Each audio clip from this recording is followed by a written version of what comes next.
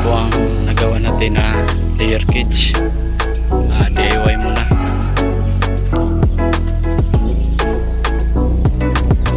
Yan po mga farming.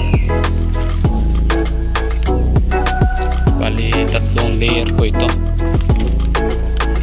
Yan.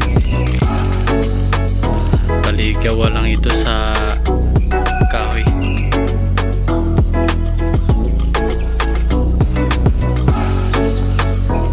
Dapat po mga farming na sakto lang po.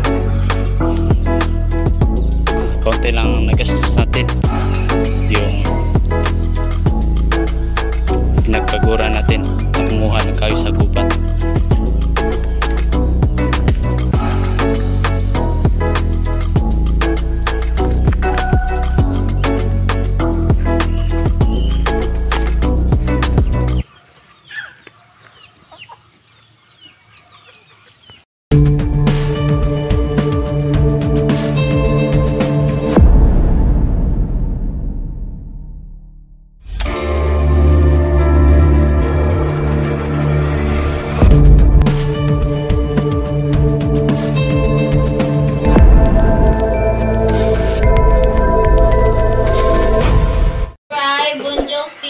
Yeah.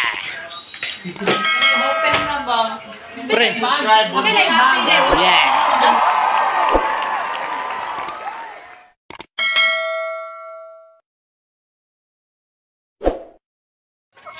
At so yan ang ating kuliktahin na itlog mga farming, at simple lang ating mga DIY cage.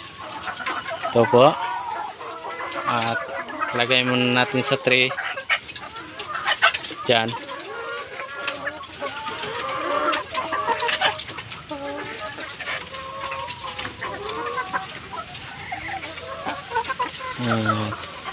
Mga itlog natin mga farming sa ating RTL ay halos ubos lahat dahil pasukan na po ng mga estudyante. At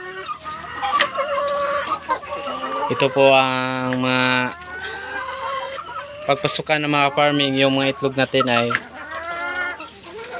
maubos talaga dahil ito po ay madaling lutuin pag sa umaga. Yun po ang pinaka-common na pinakamadaling ipang breakfast ng mga estudyante mga farming. Ito po ang ating nakulikta. Dahil meron pong nag-order mga farming na itlog ay mag-harvest tayo. Yan.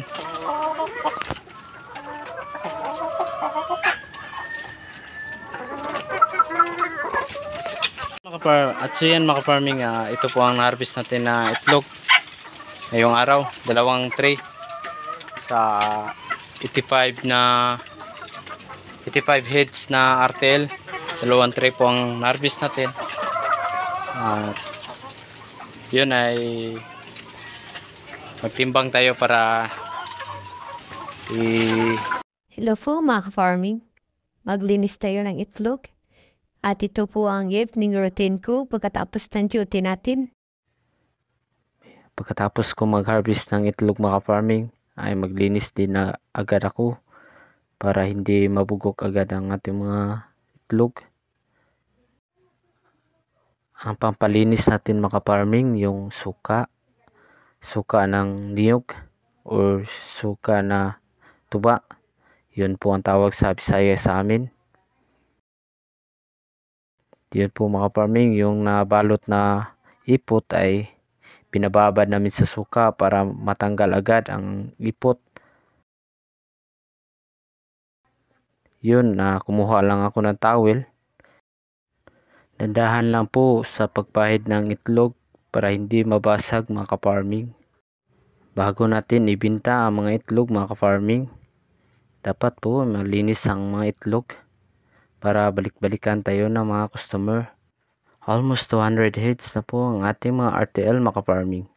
Kaya naka-harvest tayo ng 8 tray sa isang araw mga farming. Meron talagang expiration ng mga itlog mga farming. Ang tagal po sa pag-expire ng mga itlog mga farming ay almost 1 month. posibleng mabaho na po yan mga ka-farming pag umabot ng 1 month or lagpas ng 1 month mga ka-farming.